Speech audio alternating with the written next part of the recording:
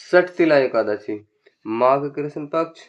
एक समय दालभ्य ऋषि ने पुलस्त्य ऋषि से पूछा, हे ब्राह्मण, मनुष्य मृत्युलोक में ब्रह्महत्या पाप, दूसरे के धन की चोरी, दूसरे की उन्नति देखकर ईर्ष्या आदि करते हैं, परंतु फिर भी वे नरक नहीं पाते। इसका क्या कारण है? वह न जाने कौन सा अल्पदान या अल्प परिश्रम करते हैं। यह सब आप कृपा पूर्वक कहिए। पुलस्त्य ऋषि बोले, हे महानुभाव, आपने मुझसे बहुत अच्छा प्रश्न पूछा है। माघ माह के आने पर मनुष्य को स्नान आदि से शुद्ध रहना चाहिए और इंद्रियों को वश में करके काम, क्रोध, लोभ, मोह, ईर्ष्या, अभिमान आदि का त्याग करना, भगवान का स्मरण करना चाहिए। हाथ पैर धोकर पुष्य नक्षत्र में गोबर, कपास, तिल मिलाकर पिंडिकाएं बनाएं। इन पिंडिकाओं से 108 बार हवन करें।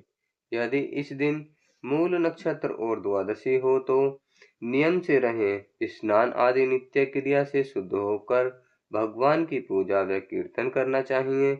एकादशी के दिन व्रत और रात्रि को जागरण तथा हवन करना चाहिए। दूसरे दिन धूप दीप नैवेद्य से भगवान की पूजा कर खिचड़ी का भोग लगाना चाहिए। इस दिन कृष्ण भगवान का पूजन करना चाहिए। पेठा, नारियल, सीताफल या सुपारी सहित अर्घ्य देना चाहिए और स्तुति करनी चाहिए।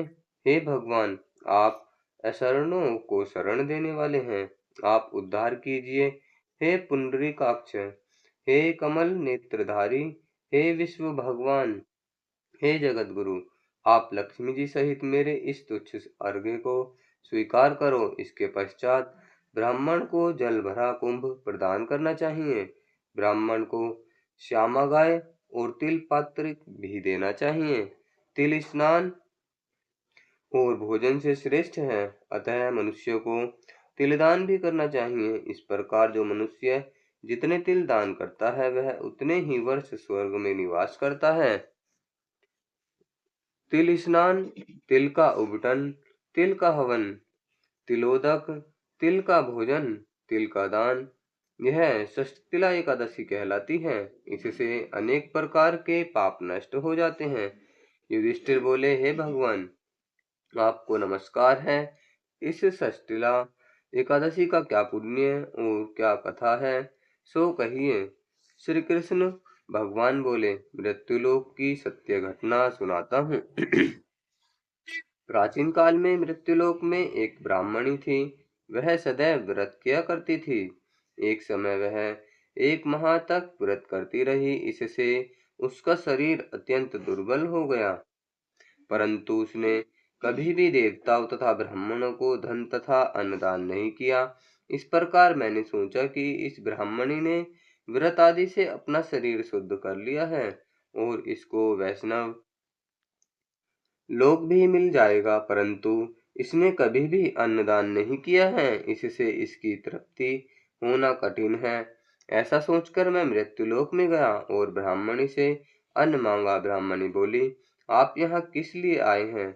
मैंने कहा, मुझे भिक्षा चाहिए। उसने मुझे एक मृतिंड दे दिया। मैं उसे लेकर लौट आया। कुछ समय बीतने पर ब्राह्मणी भी शरीर त्याग कर स्वर्ग आई।